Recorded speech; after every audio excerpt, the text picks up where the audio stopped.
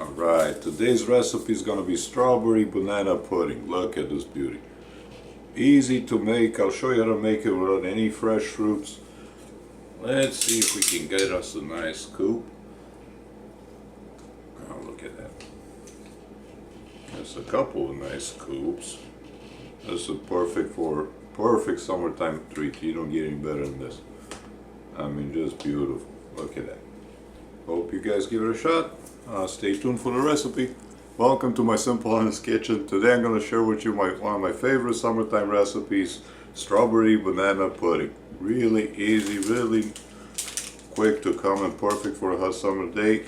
So let's get started with this thing. First things first, and by the way, this doesn't need any fresh fruit. I don't know if you get the same issue, but either you find one kind of thing that's ripe and the other thing isn't, like the bananas are green but the strawberries are ripe, and or the other way around, or the bananas are too. I've never had no luck with them, so I figured out how to make them without any fresh fruit. You can make them anytime. So first off, we're gonna make the banana pudding part. So I got one package of instant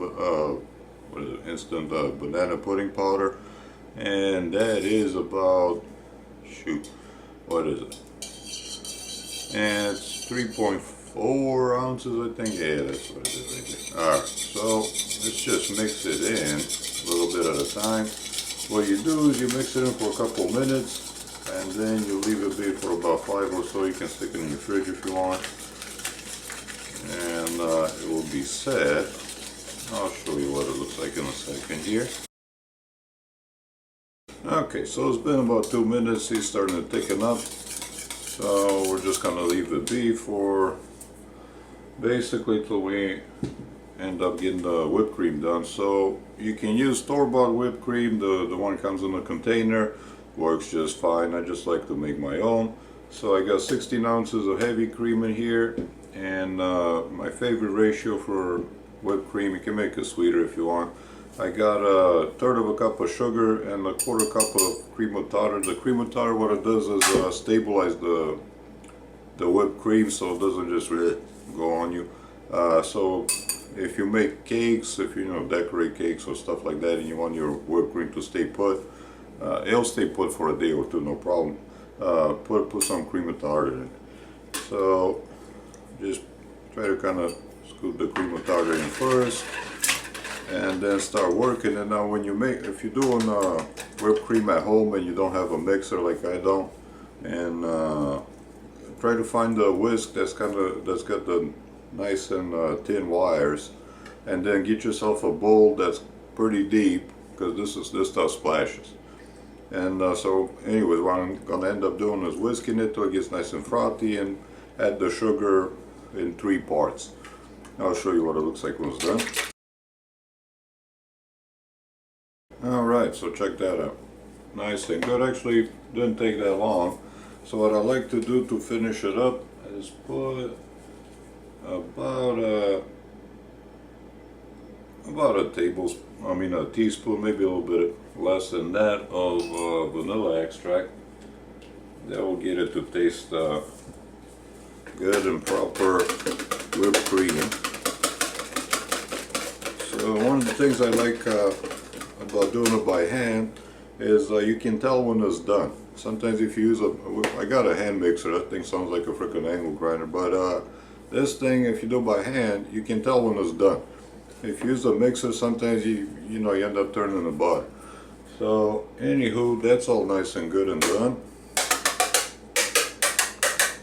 So now let's get to folding in.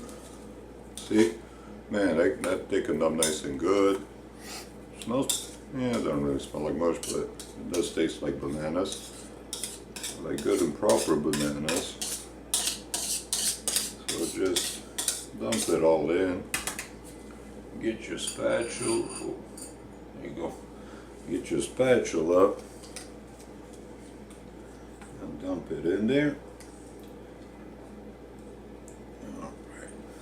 Just like so, and then kind of from the bottom up, fold it in,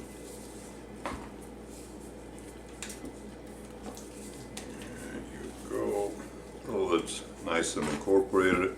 This thing is a thing of beauty. I mean, if you take it out on a picnic, take it out to if you're tailgating to the ballpark, this is a perfect thing to make in the morning. It takes about 3-4 hours for the vanilla wafers to set. And that's it.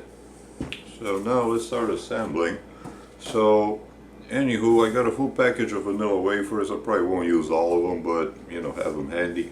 Then I got a 1 ounce package of freeze-dried strawberries. I don't know about the dehydrated ones, but the freeze-dried one's perfect. So I'm shooting for about 3 layers, maybe 4. So just put one layer of this whipped cream and pudding mixture on the bottom.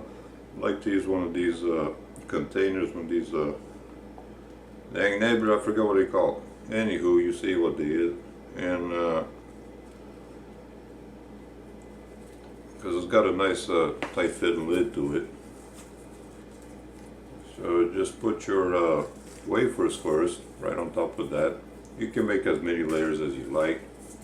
So you probably won't use, maybe use half of them, half of the wafers. Alright, so just 1 layer of wafers. You don't have to make them look too pretty, because then you're gonna just scoop the whole mess up. And then kind of eyeball your strawberries there and just put a layer on top, just like so.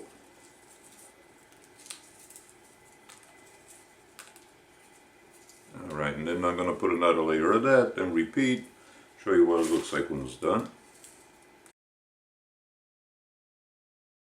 Alright, so that's it. It's basically you're done. And what will happen, the vanilla wafers and the dehydrated, the freeze-dried strawberries, they're gonna absorb some moisture from this pudding whipped cream mixture. They're gonna get nice and soft. So see, Tupperware, that's what this thing's called. So just